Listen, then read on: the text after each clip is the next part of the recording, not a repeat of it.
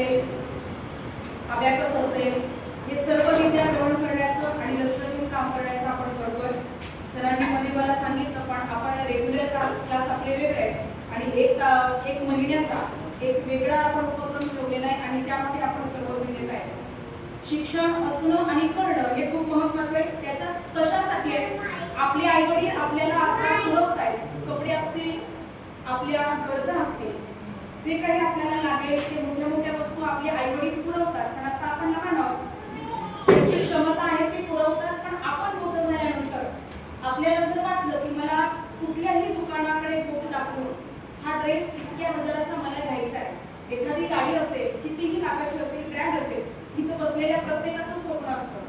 मला वाटतं मोठ्या मोठ्या गाड्यांची नावं तुमच्या सगळ्यांची पाठ झालेली आहेत. थार गाडी माहिती आहे तुम्हाला, सगळ्यांना माहिती आहे. प्रत्येकाला वाटतं मला थार पाहिजे. अगदी तुम्ही लहान आहेत पण स्वप्न आता मोठी बघताय की मी थार घेणार आहे, कुणी म्हणतं मी फॉर्च्युनर घेणार आहे. पण फॉर्च्युनर घ्यायची असेल, थार घ्यायची असेल तर त्याच्यासाठी आता आपल्याला शिकलं पाहिजे, अभ्यासाकडे फोकस केला पाहिजे. आणि अभ्यासाकडे फोकस केल्यानंतर आपल्याला हवं ते पोट दाखवेल ती वस्तू जर आपल्याला घ्यायची असेल भविष्यात, तर आता आपल्याला शिकणं महत्त्वाचं आहे. स्पोकन इंग्लिशवरून माझ्या लक्षात आलं, मी 1 मिनिटाचं उदाहरण देऊन मी माझं बोलणं संपवेन. विद्या कळणं आणि नुसतं समजतंय या गोष्टीमध्ये फरक आहे. एक उदाहरण देते तुम्हाला.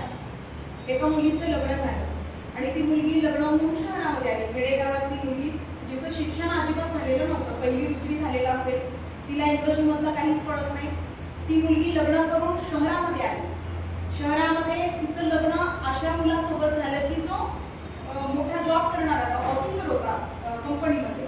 त्याच्यासोबत तिचं लग्न झालं. ती मुलगी गावात आली, राहायला लागली आणि गावामध्ये राहत असताना लिफ्ट असते बघा, लिफ्टमधून त्या ऑफिसमधला एक मित्र म्हणाला की आम्हाला वहिनीला बघायचे, म्हणजे तुझ्या मिसेसला बघायचे, घरी घेऊन चल.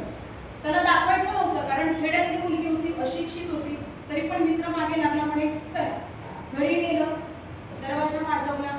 दरवाजा वाजवला पण तिला माहिती नाही, बेल लावल्यानंतर दरवाजा उघडावा लागतो, बरोबर? आपल्याकडे दरवाजाला बेल असतो. बेल लावल्यानंतर दरवाजा उघडला जातोय तिला माहित नाही. बेल 4-5 वेळा वाजली, तिला उशीर झाला. सासूने सांगितलं दरवाजा उघडायचा आहे, बेल वाजते. तिनं जाऊन दरवाजा उघडला. दरवाजा उघडला, वेळ लावला म्हणून तिच्या मिस्टरांना राग आला. रागारागामध्ये येऊन सोफ्यावर बसला. ती पाणी घेऊन आली द्यायला. पाणी दिल्यानंतर त्यांनी तिच्या पत्नीला सांगितलं की पाणी दिल्यानंतर याला 2 कप चहा हवा होता. कुणाला? तिच्या मिस्टरांना आणि मित्राला, दोघांना 2 कप चहा हवा होता. गडबडीमध्ये तो ऑफिसमध्ये इंग्लिश बोलायचा, घरी मराठी बोलायचा, पण तो त्याच्या बायकोला पटकन बोलून गेला 2 कप टी. म्हणजे काय? 2 कप चहा. 2 कप टी. याने सांगितलं काय हवंय? I want 2 cup T. 2 cup चहा. याने 2 कप टी म्हणता बरोबर त्याच्या बायकोने त्याच्याकडे बघितलं. हातातलं पाण्याचं भांडं खाली ठेवलं, साडीचा पदर कमरेला पोचला. राग आला. तिच्या तोंडापुढं त्यांनी नवऱ्याच्या हात नेला आणि ती काय म्हणते, तुम्ही कपटी, तुमची आई कपटी, तुमचे सगळे घरातले कपटी, पण मी नाही कपटी. लक्षात आलं? हे कशामुळे झालं? ज्ञान नसल्यामुळं, अज्ञानी असल्यामुळं, कळत नसल्यामुळं झालं. आपण जितकी विद्या ग्रहण करू तितका आपल्याला भविष्यामध्ये त्याचा फायदा होणार आहे, एवढंच सांगेल. आणि आमचा हा सर्व स्टाफ अगदी मनापासून मुलांना ज्ञानदान करण्याचा प्रयत्न करत असतो, मुलांना मार्गदर्शन करण्याचा प्रयत्न करत असतो. आपली मुलं मोठी व्हावी हे प्रत्येक गुरूंचं म्हणणं असतं आणि यासाठी हा असणारा प्रयत्न मी सर्व वृंदा गुरुकुल फाउंडेशन अकॅडमी, आमचे रुपेश सर असतील, सर्वांचं अंतःकरणातून मी धन्यवाद व्यक्त करते.